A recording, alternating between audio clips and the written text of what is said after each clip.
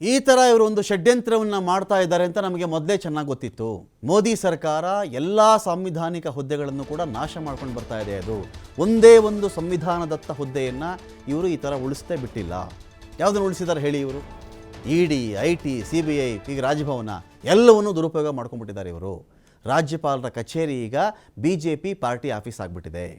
ರಾಜ್ಯಪಾಲರ ಆಫೀಸ್ ಇದೆಯಲ್ಲಪ್ಪ, ಇದು ರಾಜ್ಯಪಾಲರದಲ್ಲ ಕಚೇರಿ, ಇದು BJP ಭಾರತೀಯ ಜನತಾ ಪಕ್ಷದ ಕಚೇರಿ ಆಗಿಬಿಟ್ಟಿದೆ. ಇದು ದಕ್ಷಿಣ ಕನ್ನಡದಲ್ಲಿ ಸಚಿವ ದಿನೇಶ್ ಗುಂಡೂರಾವ್ ವಾಗ್ದಾಳಿ ಮಾಡಿದ್ದಾರೆ.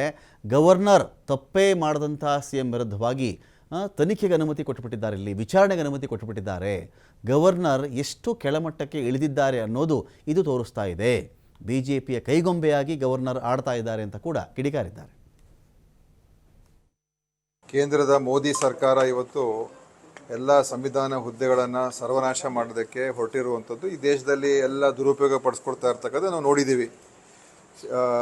ಇಡಿ, IT, CBI ಮತ್ತು ಎಲ್ಲ ಈ ಬೇರೆ ಬೇರೆ ಸಂಸ್ಥೆಗಳು, ರಾಜ್ಯಪಾಲರ ಕಚೇರಿ, ಅದು ರಾಜಕೀಯ ಕಚೇರಿ, ರಾಜ್ಯಪಾಲರ ಕಚೇರಿ ಇವತ್ತು BJPಯ ಒಂದು ದುರ್ಬಳಕೆಗೆ ಉಪಯೋಗಿಸ್ತಾ ಇರುವಂಥ ಕಚೇರಿ. ಯಾವುದೇ ಒಂದು ತಪ್ಪು CM ಅವ್ರು ಮಾಡಿಲ್ಲ. ಅವರ ಒಂದು ವಿಚಾರ ನೋಡಿದ್ರೆ, ಆ ಒಂದು ಜಾಗದ ವಿಚಾರ ನೋಡಿದ್ರೆ ಎಲ್ಲೂ ಕೂಡ ತಪ್ಪು ಮಾಡಿಲ್ಲ. ಆದರೂ ಈ ಗವರ್ನರು ಸ್ಯಾಂಕ್ಷನ್ ಕೊಡ್ತಾರೆ ಅಂತ ಹೇಳಿದ್ರೆ ಯಾವ ಒಂದು ಕೆಳಮಟ್ಟಕ್ಕೆ ಈ ಗವರ್ನರ್ ಇಳಿದಿದ್ದಾರೆ ಅಂತ ಇದೇ ತೋರಿಸ್ತಾ ಇದೆ. ಮತ್ತು ಕೇಂದ್ರ ಸರ್ಕಾರಕ್ಕಿಂತ BJP ಕೈಗೊಂಬೆ ಆಗಿದ್ದಾರೆ. ಸೊ ಇದು ನಾವು ಕಾನೂನಿನ ಹೋರಾಟ ನಾವು ಮಾಡ್ತೀವಿ. ಅದ್ರ ಬಗ್ಗೆ ಯಾವ ರೀತಿ ಮಾಡಬೇಕು, ಹೇಗೆ ಮಾಡಬೇಕು ಅದು ಮುಖ್ಯಮಂತ್ರಿ ತೀರ್ಮಾನ ಮಾಡ್ತಾರೆ.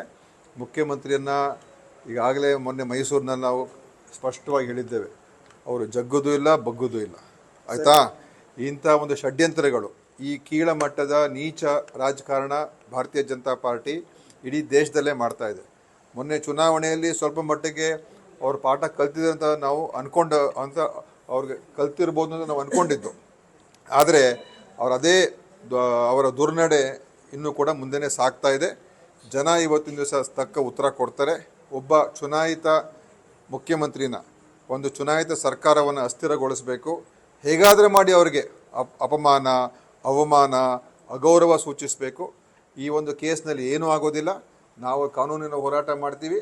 ಮತ್ತು ಈ ಕೀಳಮಟ್ಟದ ಭಾರತೀಯ ಜನತಾ ಪಾರ್ಟಿಯ RSSನ ರಾಜಕಾರಣ ಇದೆಲ್ಲ, ಇದು ದೇಶದಿಂದ ಹೋಗಲಾಡಿಸ್ಬೇಕು.